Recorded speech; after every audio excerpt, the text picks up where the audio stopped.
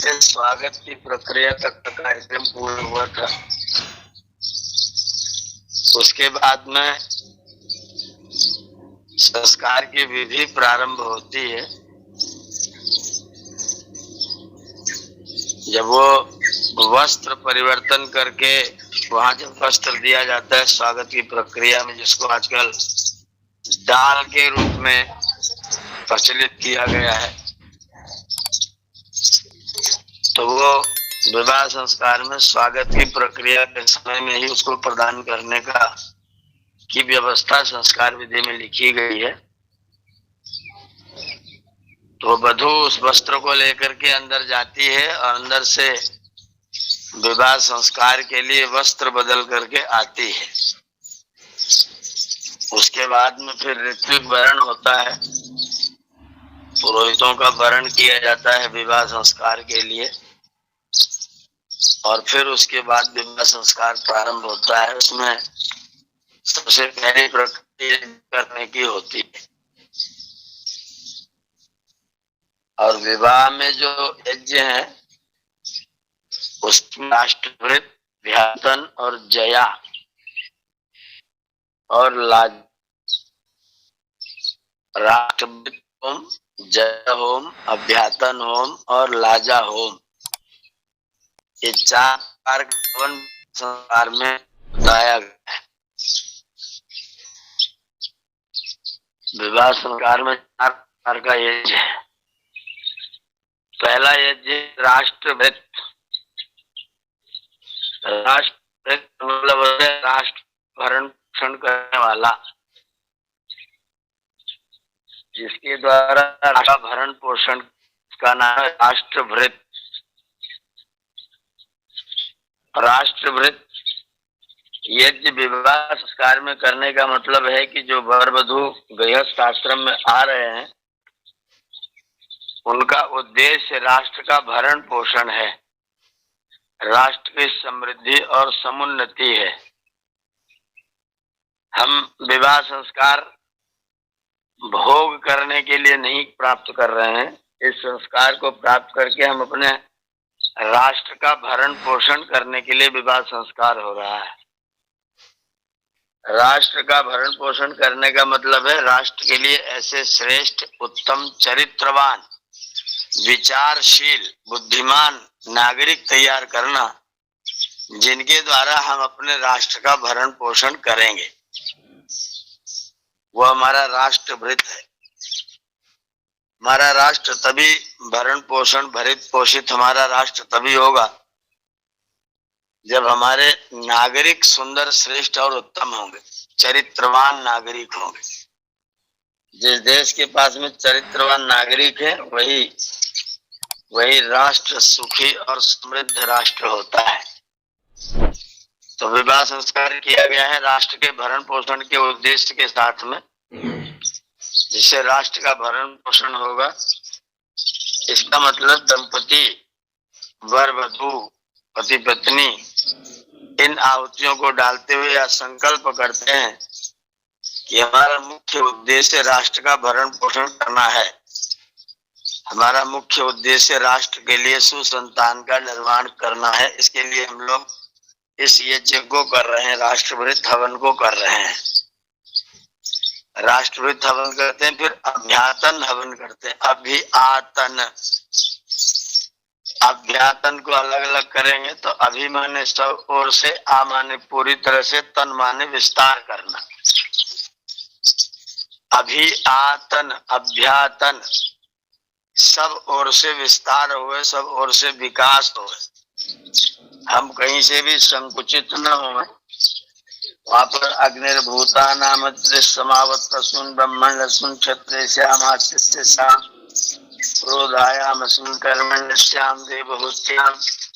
पूरे लंबे चौड़े मंत्र हैं। अग्नि, इंद्र, वायु, सूर्य, चंद्र, अन्न, बृहस्पति, त्वष्टा, पितामह वगैरह, वंश वगैरह, इन सब के नाम से वहां पर आहुतियां पड़ती हैं।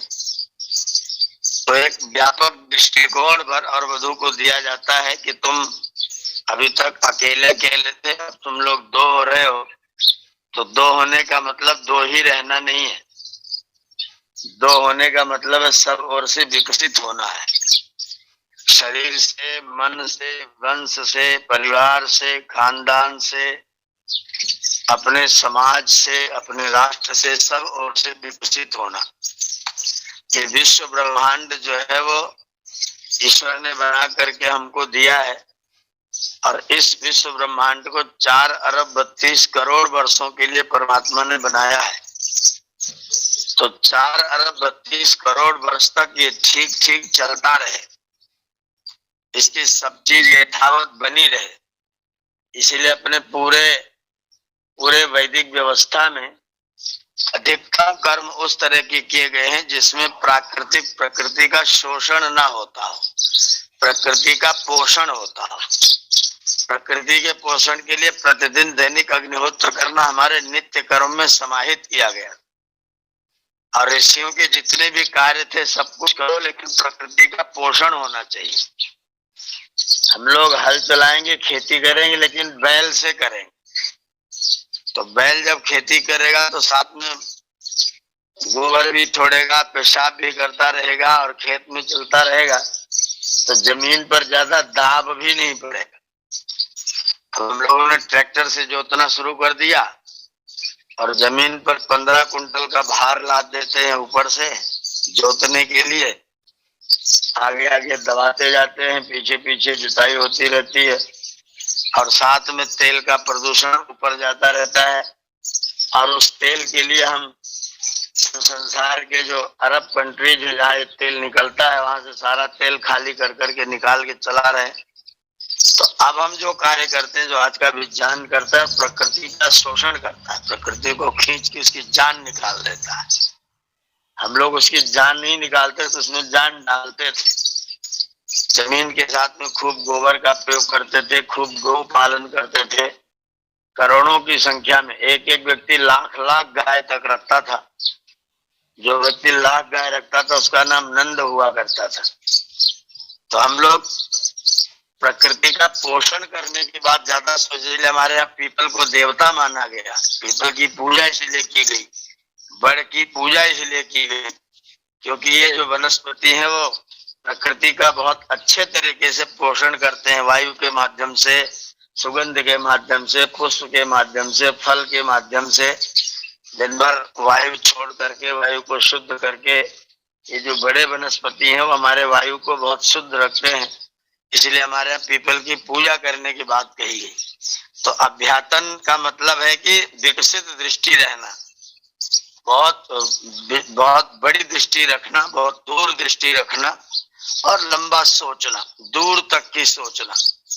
मेरे इस संसार में रहने के बाद जब मैं जाऊं तो जैसा मैं आया था दुनिया को उससे बिगाड़ के ना जाऊं, दुनिया में कुछ और बना के जाऊं। हरियाली बढ़ाऊं, आर्द्रता बढ़ाऊं, हवा में आर्द्रता की मात्रा बढ़े, जमीन में खुश्की निकल करके आर्द्रता की मात्रा बढ़े, जमीन को अधिकतम हरियाली हरितिमा प्रदान किया जाए। यह हम प्रकृति के पोषण की बात सोचते हैं, विकास की बात सोचते हैं, विनाश की बात नहीं सोचते हैं। आजकल विज्ञान के लोग उन्नति करते हैं, लेकिन उन्नति माने विनाश का पर्यायवाची है। हमारी उन्नति जो है विनाश का पर्यायवाची है। हम उन्नति करते हैं विनाश करने के लिए और अपने प्राकृतिक पदार्थों को पूरी तरह से बिगाड़ने की चेष्टा करते हैं। तो विवाह संस्कार में अभ्यातर होम बताया गया है, जिससे हम विकास की सोचें, विनाश की न सोचें, और हमारी हर चीज पोषित हो, भूषित हो, सुंदर हो, वातावरण सुंदर हो, प्रकृति पूरी तरह से समर्थ रहे और कोई भी चीज, किसी चीज का हम दोहन न करें, ऐसा भाव वहां पर आध्यात्म होम के द्वारा वर और वधू को दिया जाता है। और फिर उसके बाद में तीसरा होम करते हैं जया हो। जया का मतलब होता है जीतने की इच्छा, जिसके द्वारा हम एक दूसरे को जीतने की कोशिश करें। हम एक दूसरे को जीतने की कोशिश करें, शरीर को या मन को या आत्मा को। अगर हम कुश्ती लड़के जीतते हैं तो शरीर को जीतते हैं, मन को नहीं जीतते हैं। और अगर सेवा करके जीतते हैं तो उसके मन को जीतते हैं, सत्कार करते हैं, पूजा करते हैं तो हम उसके मन को जीतते हैं। तो पति पत्नी एक दूसरे को जीतने की कोशिश करें, लेकिन शरीर से नहीं, मन को जीतने की कोशिश करें, दिल को जीतने की कोशिश करें।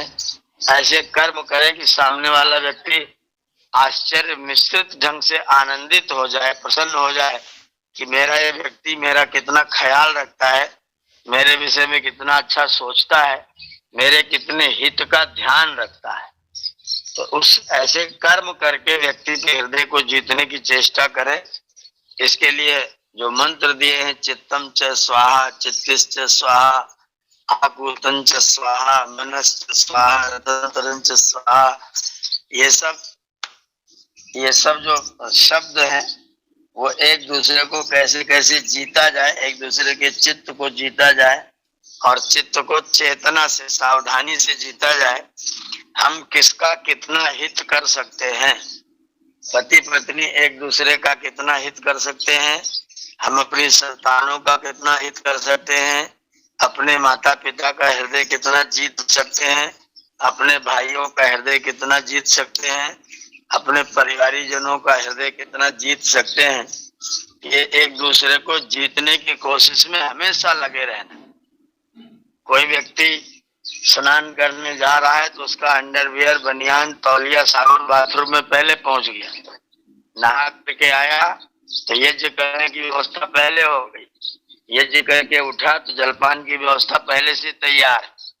और व्यक्ति एकदम आगे आगे सोच करके, आगे आगे क्रिया करते हुए और उसके हित का ध्यान रखते हुए, उसके स्वास्थ्य का ध्यान रखते हुए, उसके मन की प्रसन्नता का ध्यान रखते हुए, दोनों एक दूसरे को सदैव प्रसन्न करने की चेष्टा करते रहें, दोनों एक दूसरे को सदैव जीतने की चेष्टा करते रहें। मैं किसका कितना हित कर लूं, किसको कितना खुश कर दूं, कौन कितना मेरे व्यवहार से खुश हो जाए, प्रसन्न हो जाए, आनंदित हो जाए, ऐसा सोच करके जब हम अपने कार्यों को करते हैं तो हम परिवार में आनंद पूर्वक रहते हैं। और पति पत्नी का जो संबंध है, एक दूसरे का भरोसे का, एक दूसरे के वात्सल्य, एक दूसरे के आनंद का, उसी के प्रभाव से हमारी संतानों में चरित्र और उनके सद्विचार, उनकी सुंदर चेष्टाएं उतर करके बच्चों में पति पत्नी के व्यवहार के कारण से आती हैं। अगर वो दोनों एक दूसरे को प्रसन्न करने के लिए कार्य करते हैं तो बच्चे भी उन दोनों का आदर करते हुए सुंदर, चरित्रवान, श्रेष्ठ और उत्तम होते हैं और वो अपने माता और पिता दोनों को ही संतुष्ट करने की चेष्टा भी करते हैं। अगर पति पत्नी में आपस में प्रेम का भाव नहीं है, एक कोई व्यक्ति कुछ कार्य कर रहा है तो दूसरा उसके विरोध की सोच रहा है, एक व्यक्ति थोड़ा समाज को ज्यादा टाइम देता है तो देवी जी बैठे बैठे इनको तो और कोई काम ही नहीं है, सब अपना अपना काम कर रहे हैं, इनको इनकी पड़ी है, वहां जा रहे हैं, ये कर रहे हैं, वो कर रहे हैं। तो देवी जी घर में बैठे बैठे बच्चों के सामने ही पति देवता को सुनाती रहती हैं। तो उनके सुनाने के कारण बच्चे भी सोचते हैं मेरे पिताजी बड़ा गलत काम कर रहे हैं, हमको ऐसा नहीं करना चाहिए। तो बच्चे फिर पिताजी के रास्ते का अनुगमन नहीं करते हैं, बच्चे अपने अपने हो जाते हैं और फिर वो बच्चे अंत में माता के भी नहीं होते हैं। जो माता अपने बच्चों के सामने अपने पति की कार्यों की निंदा कर रही है, वो बच्चे बाद में अपनी माता के भी नहीं होते हैं, फिर वो माता को भी छोड़ करके अपना अपना काम ही करते हैं। जब हम समाज के कार्यों से अपने मन को हटा लेते हैं तो बच्चे भी फिर अपना अपना कार्य कर लेते हैं, फिर हमसे अपने मन को हटा लेते हैं।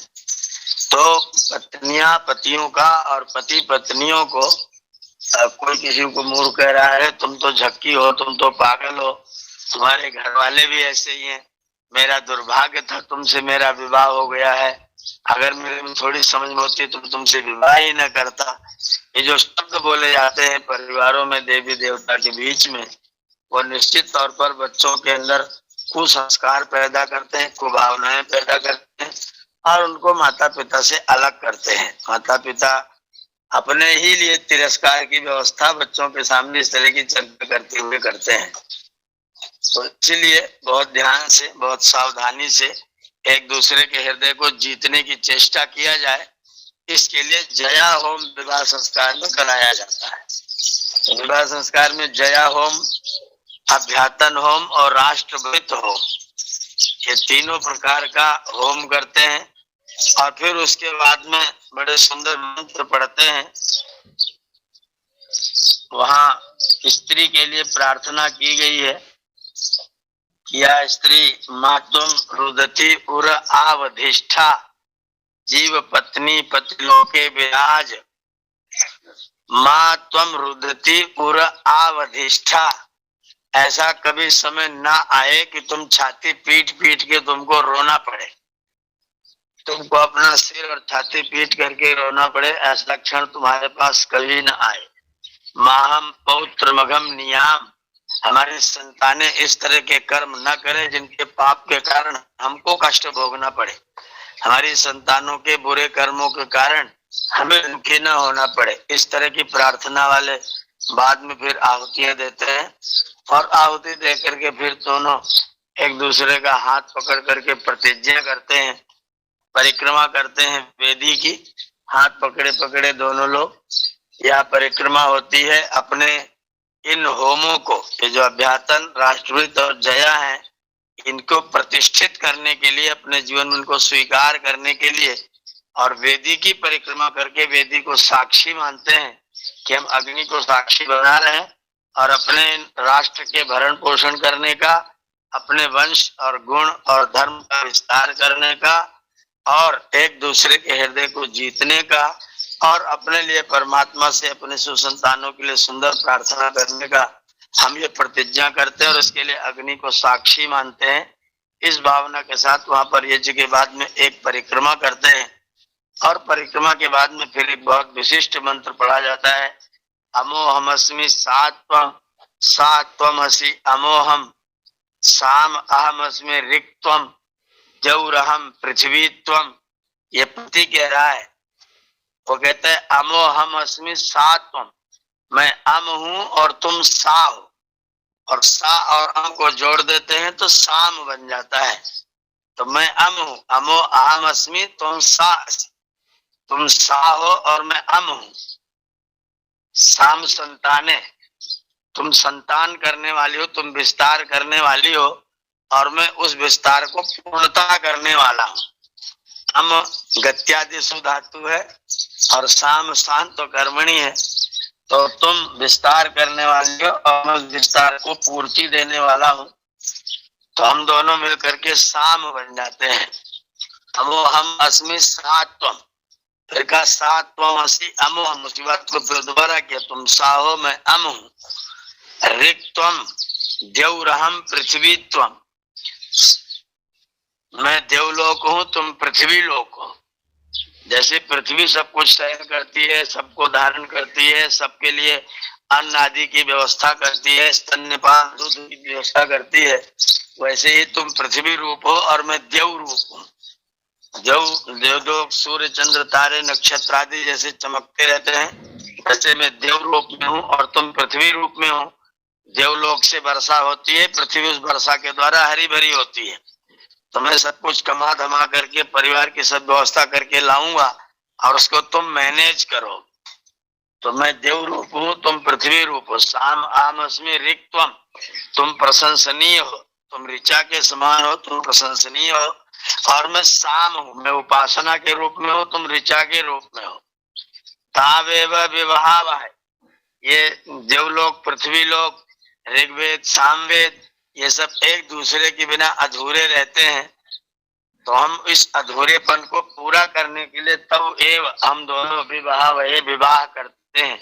सारे तो दधावह प्रजाम प्रजनयावह बहून ते संतया, हम ऐसी प्रजा उत्पन्न करें मिल करके, दोनों ऐसी संतान उत्पन्न करें जो जर दृष्टि हो, दीर्घायु हो, दीर्घ दृष्टि वाले हो, दूर दृष्टि वाले हो, हम ऐसी संतान पैदा करें।